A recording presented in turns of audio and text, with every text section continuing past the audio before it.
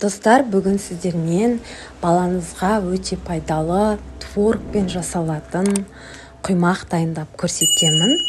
Дәл осындай өте дәмді, жұмсақ болып шығады. Видеоға лайк басып тіркеліп алыңыз.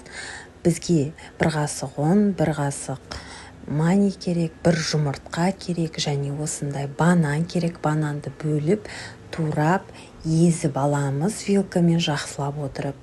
Міне, енді үстіне творогымызды салып, жәнегі езілген бананымызды қосып, жақсылап отырып, барлығын араластырамыз. Рецепт міндетті түрде описанияда болады. Енді осы дайын болған сұйықтықты қызып тұрған табаға аздап май құйып, қуырып алатын боламыз. Міне көріп тұрсыздар, өте жылдам дайындалады. Екінші жағын аударып қойдым.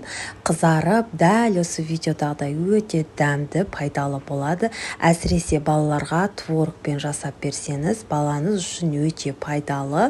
Таңғы асқа беріп жегізуіңізге болады.